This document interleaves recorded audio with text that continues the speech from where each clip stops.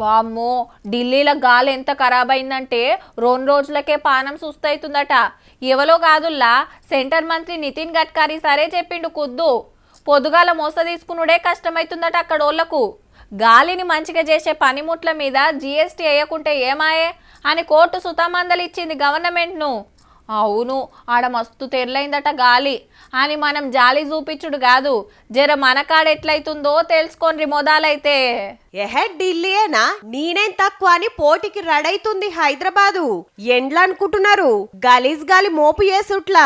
దేశ రాజధానిలా మొసమరకుంటైతుంటే రాష్ట్ర రాజధానిలో కూడా గాలిలా మురికి వెరుగుతుందట చిన్నగా. 100 నుంచి 200 కి మోడరేట్ పొల్యూషన్ అని అంటాం అనమాట. సో ఈ 100 to 200 జనరల్ గా మనకి సమ్మర్ లోను తర్వాత ఈ వింటర్ సీజన్ లోను ఉంటుంది అనమాట హైదరాబాద్ లో. 100 లోపటి ఉంటే మంచిగున్నట్టు, 100 దాటిందంటే పొగ దుమ్ము దుస్త్రం పెరుగుతున్నట్టే. కుకట్పల్లి, పటాన్ చెరువు, జీడిమెట్ల, ఉప్పల్, సనత్ నగర్ ఏరియాల 150 చూపిస్తుందట గాలిని పరిచవట్టే మీటర్ల.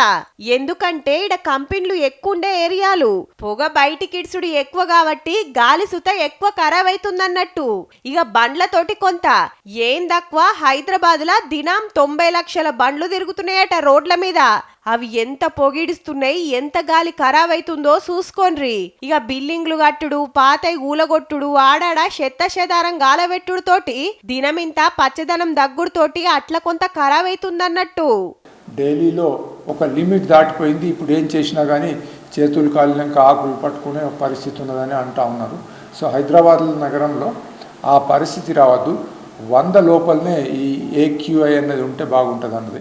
దేశంలా గలీజ్ గాలి చేయబట్టి 3 ఏండ్ల కింద 17 లక్షల మంది జీవు పోయిందంటే చూడుర్రి. ఢిల్లీ అంత కాకుండా మన తన సుత దినమింత గాలి ఖరాబ్ అయితేనే ఉన్నది. కంపెనీలు బండ్ల పొగ తగ్గాలే, ఛార్జింగ్ తోటి నడిచేటి పెరగాలే, చెట్లు పెంచాలే.